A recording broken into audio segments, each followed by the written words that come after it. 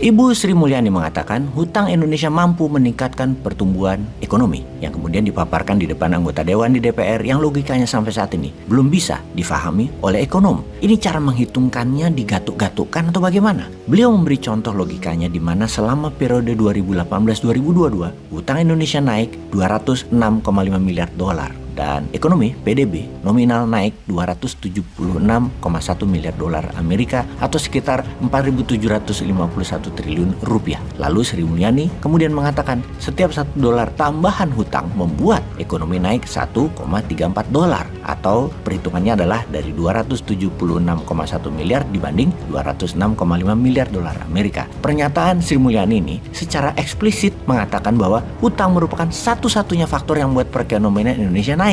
Semua pertumbuhan ekonomi yang sebesar 276,1 miliar dolar itu disebabkan oleh tambahan hutang 260,5 miliar dolar, di mana faktor atau variabel lain seperti konsumsi rumah tangga, domestic consumption, seperti investasi tentunya oleh swasta menjadi tidak berperan sama sekali alias nihil dalam peningkatan pertumbuhan ekonomi. Tentu saja pernyataan Sri Mulyani seperti ini tidak benar. Penggiringan opini pada permainan angka biar bisa terlihat tumbuh begitu, hal itu tidak benar. Sama saja dengan mengentaskan pengangguran yang dilakukan dengan menghilangkan satu data pembagi. Misalnya nih, pengangguran saat ini ada 10 juta orang. Lalu faktor Pak Ogah di mana mereka dianggap ada pendapatan dan dihitung sebagai manusia yang memiliki pendapatan. Juga misalnya tukang parkir ilegal dianggap orang yang punya pendapatan, di mana dulu mereka termasuk pengangguran namun sekarang dinyatakan mereka tidak pengangguran lagi karena punya pendapatan. Jadi faktor pembaginya berkurang, diubah tepatnya. Ya terang aja angka pengangguran jadi terlihat sehat. Dari 10 juta orang jadi 9 juta orang. Turun penganggurannya. Hebat pemerintahannya. Itu dilihat berhasil. Ya terang aja cuman angka. Namun adakah lapangan pekerjaan baru yang diciptakan?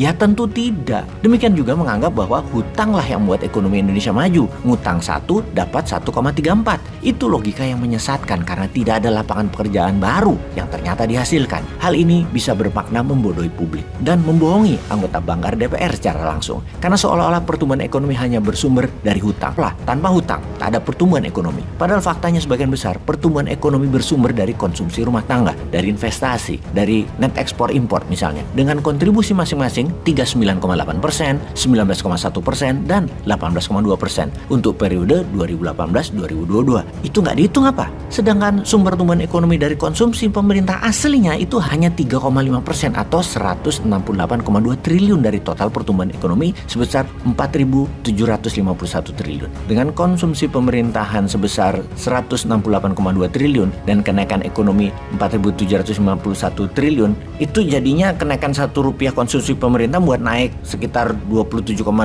gitu ya. Yang enggak lah gitu ngitungnya. Yang 4.751 triliun itu dari berbagai unsur yang tidak ada hubungannya dengan utang pemerintah. Mungkin 80%-nya nggak ada hubungannya. Pernyataan-pernyataan dengan logika seperti itu bisa sangat menyesatkan jika tidak dijelaskan lebih lanjut karena banyak faktor lain yang menjadi sumber pertumbuhan ekonomi seperti konsumsi rumah tangga, investasi, dan net ekspor misalnya. Mengikuti logika dari pernyataan Sri Mulyani di rapat bersama Banggar DPR beberapa waktu itu, hal ini harus diklarifikasi lagi. Oleh karena itu, Banggar DPR harus memanggil Sri Mulyani untuk menjelaskan bagaimana cara kerja ekonominya atau model ekonominya dia, yang dimaksud olehnya apa, bahwa setiap X tambahan utang dapat membuat ekonomi naik Y, yang sekaligus memberi notasi persamaan model matematikanya. Dimana selama ini kita semua tahu bahwa hutang yang diambil pemerintah kebanyakan bukan hutang produktif yang bisa membuat pertumbuhan ekonomi. Jadi bagaimana bisa hutang yang selama ini dilakukan merupakan faktor utama pertumbuhan ekonomi Indonesia? Apa ini hanya upaya agar masyarakat digiring opininya bahwa hutang pemerintah yang hampir 8.000